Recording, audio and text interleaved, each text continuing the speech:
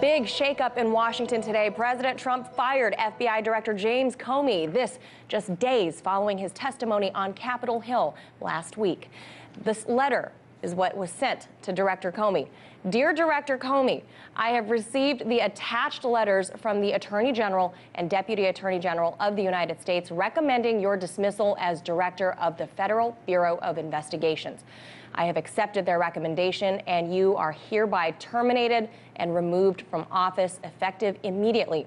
While I greatly appreciate you informing me on 3 separate occasions that I am not under investigation, I nevertheless concur with the judgment of the Department of Justice that you are not able to effectively lead the Bureau.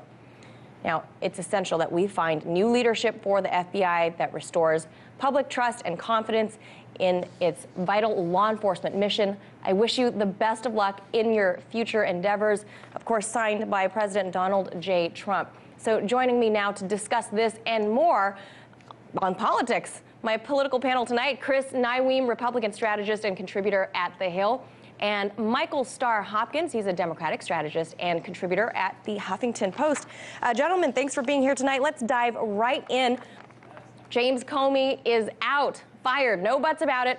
This after maybe a gaffe on the Hill last week, saying that Clinton aide Huma Abedin forwarded hundreds of thousands of emails to her now estranged husband's computer so he could print them for her. Was this fanning the flames that his announcement to Congress just days ahead of the election were in fact politically motivated? They're using what he said on the Hill last week and his handling of the Clinton email investigation as the premise to fire him. Michael, let's go to you first on this. What are your thoughts? Listen, James Comey misspoke when he said that Huma Abedin had forwarded hundreds of thousands of emails.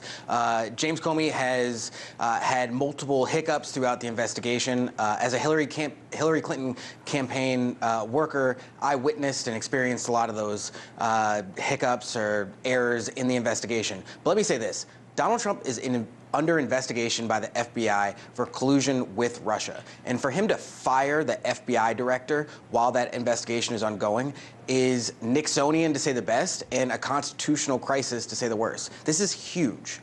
Now, Chris, you know that the left is going to say that Trump is burying the bodies, so to speak, by firing what looks like everyone who might be able to find a paper trail to this Russian investigation. How is the White House ever going to get around this cloud hanging over them?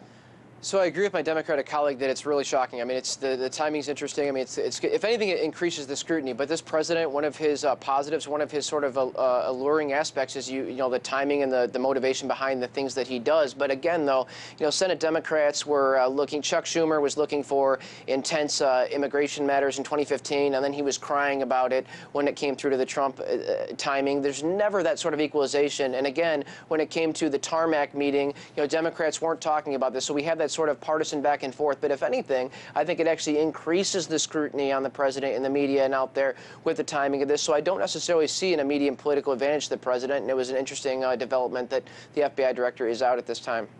Mike, do you think... You know, I got to say... Please, go ahead, sorry, please. To Chris's point, I don't think you'll find very many Democrats who are going to defend Loretta Lynch and Bill Clinton's conversation on the tarmac. It was inappropriate, and as an attorney myself, a criminal defense attorney, I would never defend that. I think that was inappropriate, and I think now with the president being under investigation, you know, you're right. Richard Burr, a Republican, is stepping up and saying that the firing of James Comey while the investigation is going is inappropriate.